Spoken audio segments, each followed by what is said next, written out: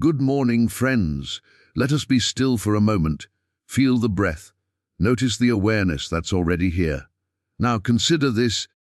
What if the world you struggle to fix is only a moving picture on the screen of your own mind, and the light behind it has never flickered? Today's theme is why you live in illusion and how to truly awaken. We won't try to add one more belief to your shelf. Instead, we'll gently set the beliefs down and watch what remains. Awakening is not a journey in miles, but a turning, away from the noise of appearances and toward the quiet, living presence within. When we stop arguing with the shadows, the light reveals itself. As we sit together, you may notice that what you call penned as we step through the mirror, we meet a simple, liberating insight. Everything that meets the senses is an effect, never the cause. The sight of a troubled body, a dwindling account, a strained conversation, a headline screaming urgency. These are moving shadows, reports of an unseen activity. The cause is invisible living awareness, the animating life that does not age, tire, or worry. When we mistake the shadow for the sun, we exhaust ourselves trying to rearrange the screen instead of tending the light. Think of a theater. The images on the screen dance and change, yet they possess no power of their own. If the projector's light is steady, the picture is clear. If the light wavers, we blame the actors on the screen, never noticing the source. Or consider electricity, and a lamp, the bulb can glow or flicker, but you don't scold the glass, you check the current. Appearances are gauges like a thermometer. They report conditions, but they are not the weather. When we fear or worship appearances, we bind ourselves to a wheel of reaction. We fight symptoms, argue with people, clutch at dollars, scroll through crises, and the more we grasp at the picture, the more convincing it seems. But if we turn from effect to cause, even for a breath, the spell begins to soften. To turn is not to deny what the senses report. It is to relocate authority, to remember that the power is never in the picture, but in the presence by which the picture appears. Bring this into something ordinary. A bill arrives and anxiety tightens. Before you open another tab or do the math for the 10th time, pause. Feel the simple fact of awareness that is here before thought. Acknowledge this is an effect. I return to cause. Sit in quiet receptivity, not to manufacture a plan, but to consent to the reality that forever sustains its own expression. From that poise, wisdom moves naturally. Maybe a phone call, an idea, the courage to release something, or simply the felt assurance that you are held, or a diagnosis lands. Instead of wrestling the name and making an enemy of your own body, withdraw the fear's crown. The body is an appearance, sacred and useful, yet still effect. Let attention settle into the silent core that is untroubled by names, numbers, and timelines. In that abiding, peace begins to permeate cells and stories, not because you forced it, but because cause reveals itself as wholeness and the effect obediently reconfigures. Relationships, too a harsh word, appears. If you meet the sound on the level of sound, you trade barbs and defend images. If you meet it in the cause, you listen from presence, and another response offers itself, sometimes a clear boundary, sometimes a soft smile, sometimes no reply at all. When the root is honored, the branches find their order. Practically, this is a training in gentle refusal. Refuse to grant causative power to the scene. Refuse to make mental arguments against it. Refuse to exile yourself into tomorrow. Practice brief, sincere pauses through the day. Ask inwardly, what is the cause here, and wait? The answer is not a sentence, it is a shift, like stepping out of a noisy room into a quiet garden. In that quiet, you notice grace doing what effort could not.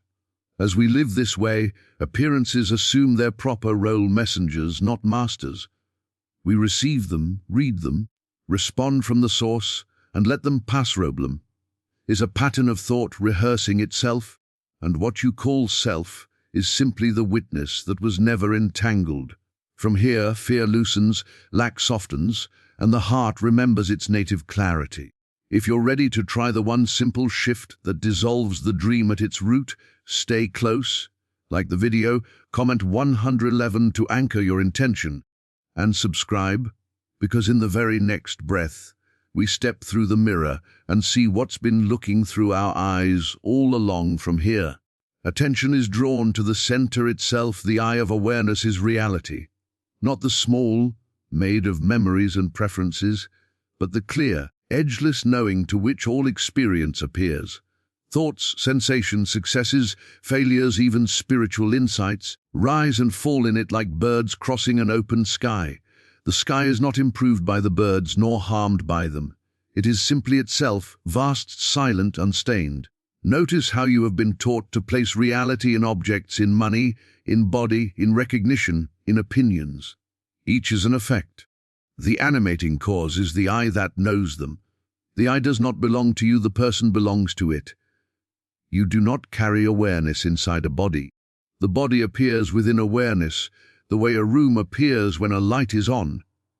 When identification shifts from the changing picture to the changeless knower, fear begins to lose its footing, because nothing can threaten what is not a thing. Test this now. A sound occurs. Before the label, car, voice, or wind, there is simple knowing. That knowing is not noisy or quiet, it is the capacity for both. A thought arrives. A plan, a worry, a memory. What reports its arrival? That same aware space. Feel into the sense of being that was present before you learned your name, before your first success or disappointment. That purity has never been bruised. It does not age. It does not hurry. It has no opposite, because the I is not personal. It is universal. The very same awareness by which you hear these words is the awareness by which your neighbor breathes, by which the trees move, by which the planet turns. To recognize this is not to erase distinctions of role or form.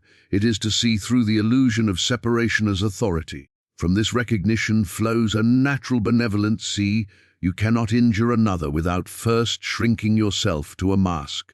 Compassion ceases to be a strategy and becomes your native mode. Practical living changes subtly yet completely. You stop asking, how do I, the little doer, make life work? And you begin asking, what does the I know here? Then you wait. In the waiting, intuition speaks in quiet impulses, unforced. Sometimes it says act, sometimes it says rest. Often it removes the inner pressure that made action frantic. Work turns from self-promotion to expression. Relationship shifts from bargaining to presence. Supply reveals itself as the movement of life through its own forms, not a trophy to be won. To abide as I is not a trance or a distancing. It is intimacy with everything, because you are no longer defending anything. Even pain, when recognized within awareness, loses its story and becomes a sensation that arises, peaks and dissolves. Even pleasure is not clung to, for you are rooted deeper than its wave. The I is the stable shore from which all tides are welcomed. Language will try to make this an object you possess. Notice that pull and return to the felt fact of being aware. Here, gratitude arises without an object. Prayer is simple consent. As this steadies, the sense of a separate center thins, and with it the urge to control what was never yours to manage at all. From here, attention is drawn to the center itself. The I of awareness is reality, not the small me made of memories and preferences, but the clear, edgeless knowing to which all experience appears. Thoughts, sensations, successes, failures, even spiritual insights rise and fall in it like birds crossing an open sky. The sky is not improved by the birds, nor harmed by them. It is simply itself, vast, silent, unstained. Notice how you have been taught to place reality in objects, in money, in body, in recognition, in opinions. Each is an effect. The animating cause is the I that knows them. The I does not belong to you, the person belongs to it. You do not carry awareness inside a body. The body appears within awareness, the way a room appears when a light is on. When identification shifts from the changing picture to the changeless knower, fear begins to lose its footing, because nothing can threaten what is not a thing. Test this now. A sound occurs. Before the label car, voice, or wind, there is simple knowing. That knowing is not noisy or quiet, it is the capacity for both. A thought arrives, a plan, a worry, a memory. What reports its arrival? That same aware space. Feel into the sense of being that was present before you learned your name, before your first success or disappointment. That purity has never been bruised. It does not age. It does not hurry. It has no opposite. Because the I is not personal, it is universal. The very same awareness by which you hear these words is the awareness by which your neighbor breathes, by which the trees move, by which the planet turns. To recognize this is not to erase distinctions of role or form, it is to see through the illusion of separation as authority. From this recognition flows a natural benevolence. You cannot injure another without first shrinking yourself to a mask. Compassion ceases to be a strategy and becomes your native mode. Practical living changes subtly yet completely. You stop asking, how do I, the little doer, make life work? And you begin asking, what does the I know here? Then you wait. In the waiting, intuition speaks in quiet impulses unforced. Sometimes it says act, sometimes it says rest. Often it removes the inner pressure that made action frantic. Work turns from self-promotion to expression. Relationship shifts from bargaining to presence. Supply reveals itself as the movement of life through its own forms, not a trophy to be won. To abide as I is not a trance or a distancing. It is intimacy with everything because you are no longer defending anything. Even pain, when recognized within awareness, loses its story and becomes a sensation that arises, peaks and dissolves. Even pleasure is not clung to, for you are rooted deeper than its wave. The I is the stable shore from which all tides are welcomed. Language will try to make this an object you possess. Notice that pull and return to the felt fact of being aware. Here, gratitude arises without an object. Prayer is simple consent. As this steadies, the sense of a separate center thins, and with it the urge to control what was never yours to manage at all. And in that release, silence begins to make itself known, not as a blank or a forced quiet, but as the living fullness that was covered by mental motion. Silence is not the absence of sound, it is the absence of grasping. It is the ground in which thought can appear and dissolve without leaving a scar. When the mind stops auditioning for the role of savior, a gentle, radiant presence is felt self-evident. Prior to every opinion about it, this silence is not something you produce. You cannot white-knuckle your way into stillness. You discover it the way you discover the sky when clouds part. It was never missing. At first, it may show itself in brief openings, a breath between sentences, a soft space after an exhale, the moment your eyes meet a tree and the narrative pauses. Those small clearings are holy. They are doors to the same vastness saints and sages cherished. Take them. Stand there for 2 or 3 breaths and let the inner noise settle by itself in silence. The prayer without words happens. Instead of telling life what you need, you let life announce itself. Guidance is no longer a shouted instruction, but a felt inclination, a rightness that doesn't argue. Peace is no longer an achievement, but a climate that gathers around you. Love is no longer a bargain, but a warmth without target. You begin to trust that what is real does not need defending, and what is unreal collapses when you stop feeding it attention practically. Cultivate small Sabbaths through the day. Before pressing send, pause until the inner waters clear. When a worry loops, place your attention on the raw sensation of breath and let the story pass by like a train you choose not to board. When in conversation, listen for the quiet under the words. There is a rhythm there that tells you when to speak and when to rest. If agitation spikes, close your eyes for 30 seconds and feel for the hum behind all sounds. That hum is not a sound. It is the sense of being that holds every sound. Silence refines perception. You begin to hear a subtler music beneath appearances. A conflict that once demanded a counterpunch now reveals a pain asking to be seen. A decision that felt urgent now becomes simple because only one option resonates with the quiet. You learn to notice the difference between the buzz of fear and the tone of presence. Fear pushes and rushes. Presence is steady and needs no persuasion. When you move from the steady, things align without the strain that once felt necessary. Do not confuse suppression with silence. Suppression is tension. Silence is ease.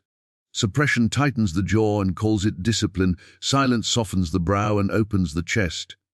Suppression denies what arises. Silence allows what arises and is untouched by it. If tears come, let them. If laughter comes, let it. The quiet is wide enough for both. You are not editing experience, you are consenting to the field in which all experience blooms and fades. There is also a wordless reverence that grows here. Gratitude no longer depends on objects, it is the simple gladness of being. Faith is not a belief you recite, but a relaxation into the presence that proves itself by its own peace. In this atmosphere, healing is natural, tensions unwind, relationships soften, provision arrives in unpredicted ways, not because silence manipulates matter, but because it reveals the order that was present before you interfered. From here, the invitation becomes plain: surrender the personal sense. The personal sense is the tight knot of ownership and authorship, the belief that a small manager must secure, defend, and improve life. It speaks in phrases like my plan, my reputation, my healing, my success. Surrender is not self-erasure, it is the release of the false claim that you are the separate doer. You do not disappear, the strain does. What remains is availability, presence expressing itself through a willing instrument. You can feel the personal sense as tension in the body and urgency in thought. It has a flavor: tight jaw, forward-leaning chest, rapid calculation, rehearsed arguments. When you notice that flavor, let it be your bell. Pause. Let the shoulders drop. Exhale as if setting down a heavy bag. A simple inward consent is enough. I relinquish the claim of me. I am willing to be moved by the deeper life. No magic words are needed. What matters is the honesty of the release. The action that follows may look identical outwardly, but the inner driver has shifted from compulsion to clarity in conversation. Surrender means you're no longer trying to win the moment. The need to be right relaxes. The love of what is true takes the lead. You listen past the storyline to the human heart and to the quiet under it. Then your words carry a different weight. Sometimes precise and firm, sometimes light and spacious. Boundaries still arise, but they are clean without the residue of hostility. In work, surrender changes the question from "how do I make this happen?" to "what is being asked now?" Attention comes home to the next luminous step. You still plan and prepare, yet you are not owned by the plan. You can pivot without losing center because identity is no longer married to an outcome. Surrender is not resignation. Resignation says, nothing can be done, and collapses. Surrender says, I release the strain of being the door, and stays fully responsive. It is the end of inner violence, not the end of wise action. If help is needed, you ask. If a door is closed, you knock elsewhere. If a pattern is unhealthy, you change it. Only the pride that must be the savior is laid down. Paradoxically, effectiveness grows because attention is free of self-absorption and available to the real need of the hour. Let this touch your relationship to outcomes. When praise arrives, you enjoy it without making a throne. When criticism comes, you receive what's useful without building a dungeon. Success is welcomed as an expression of the one life, not a trophy for the mask. Failure becomes information, not identity. Gratitude spreads in both directions because you are grateful for the source more than the shape. Practically, practice micro surrenders throughout the day. Before you send a message, feel for the personal push. If it's there, soften and wait for the line that carries ease. When a worry loops, admit, I don't know. Let me be shown, and rest in that honest not knowing until the next step clarifies. When you feel the urge to impress, recognize the ache to be seen. Place a hand on the chest and let presence do the seeing from within. When the body tires, honor it. The personal sense drives past the red light. Surrender heeds the signal and finds that timing is kinder than insistence. This surrender also reorients devotion. Instead of trying to pull divinity into the personal story, you let the personal story be transparent to divinity. You become less interested in managing appearances and more interested in fidelity to the quiet rightness felt in the heart. Over time, the grip of comparison loosens, jealousy thins, and a creative freshness shows up where the old performer used to hustle. As if by opening the hand, life places what is needed and removes what is not without the old struggle, and with the hand open, a further refinement appears. Impersonalize error. Make no mental argument. Error, whether it shows up as illness, conflict, lack, or fear, is not a person, not a character flaw, not a power. It is a passing claim in consciousness, a gust of collective conditioning trying to borrow your name. When you stop making it my problem or their fault, you withdraw the electricity that keeps it buzzing. The face of blame melts. What remains is clear seeing and a natural capacity to respond without hostility or self-attack. Impersonalizing error does not mean denying the appearance or abandoning practical care. It means you refuse to add ownership. Instead of my anxiety, it is anxiety is being felt. Instead of your rudeness, it is harshness is moving through. This shift sounds small, but it breaks the spell of identification. The moment the I stops clinging to the disturbance loses its anchor. No mental argument guards against the habit of fighting thought with thought. You are not asked to outshout fear with affirmations or to stage a courtroom in your head. Truth is not a weapon, it is a light. When a room is dark, you do not debate the shadows, you switch on the lamp. In practice, this means settling into the felt presence and letting its quietness expose the unreality of the claim. If a simple sentence helps, keep it spare and unheated. Only presence is power. Then return to silence and let the statement dissolve into direct knowing. Try it in daily scenes. A sharp email arrives. Before composing a defense, notice the surge in the chest and the hot storyline forming. Name it impersonally. Agitation is present. Defensiveness is rising. Breathe back into the steady I that was here before the email.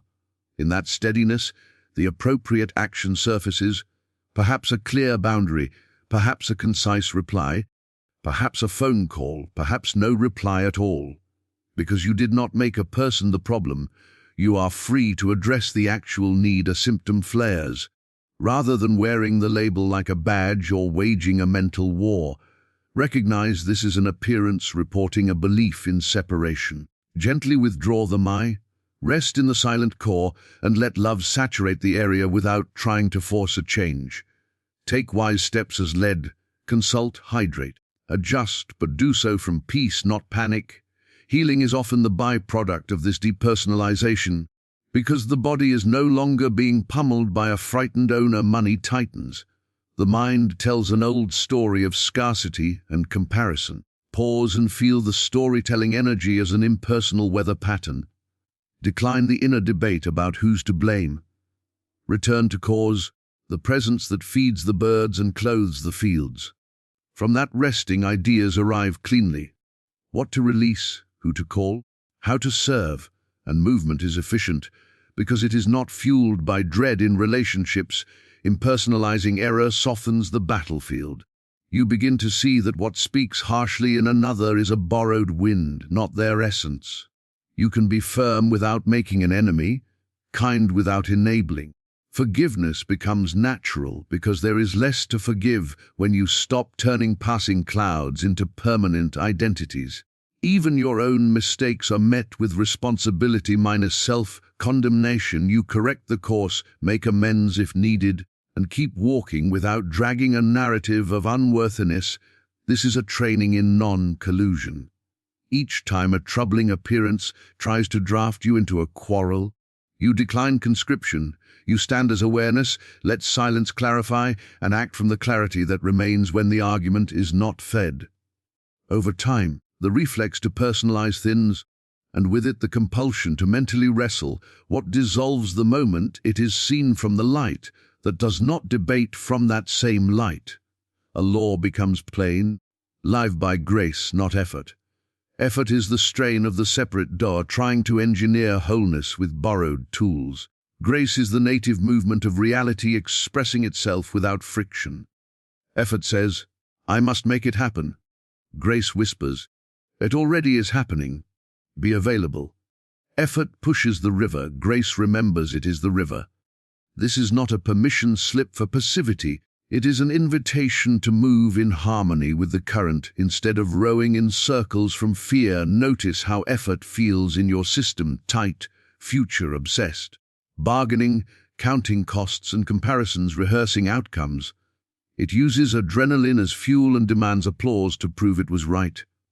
Grace has a different signature, quiet sufficiency, appropriate speed, a sense that the next step is obvious and unforced. You still work, but the work is expression, not self-creation.